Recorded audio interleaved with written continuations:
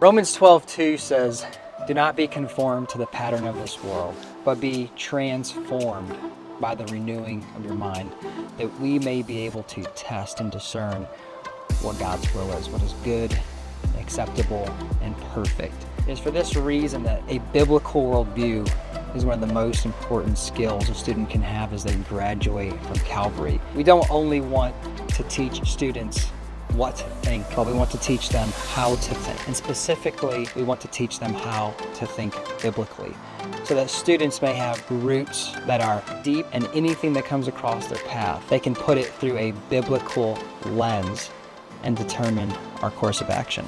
James 1:2-4 says, "Consider it pure joy, my brothers and sisters, whenever you face trials of many kinds, because you know the testing of your faith produces perseverance.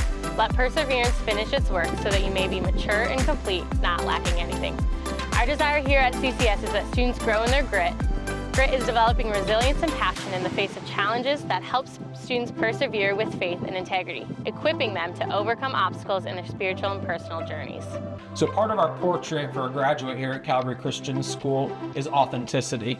And one verse that we go to talk about that is Philippians 1:6, where the Apostle Paul says, "And I am sure of this, that he who began a good work in you will bring it to completion at the day of Jesus Christ." What's interesting about authenticity is that a human being is most authentic when that person is most in line with what Christ wants them to be. So the Apostle Peter says in his second letter that it's God's design for us, it's God's intention for us to become partakers of the divine nature.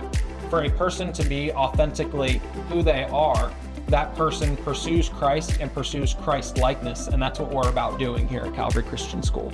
We emphasize the importance of humility. Guided by Philippians 2:3-4, it says, "Do nothing out of selfish ambition or vain conceit. Rather, in humility, value others above yourself." And it continues, it says, "Not looking to your own interests, but each of you to the interests of others."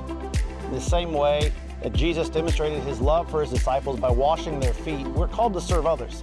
Think about this. Here we have the agent of creation from the beginning of the world, the Word that became flesh, the firstborn Son of the Most High God, washing the dirty feet of fishermen, zealots, and tax collectors. And he challenges us as his followers to humbly serve others in the same way. So we believe that teaching humility equips our students to follow God's lead and serve others selflessly, reflecting Christ's example in their daily lives. It shapes their hearts to care, to collaborate, and to make a positive impact on the world around them. We want our students to be equipped to possess the skills and habits to succeed. 2 Timothy 3:17 says, "So that the servant of God may be thoroughly equipped for every good work." We want to prepare our students with the necessary skills, knowledge, and spiritual discipline to allow them to succeed in their callings and to effectively serve wherever God places them. Here's the thing. All these traits of a graduate come together so that our kids at Calvary can be leaders. And you don't just lead, you've got to practice. And we give them opportunities to practice in their class, in their clubs, athletic competition, and being a part of a team. We have them going on mission trips.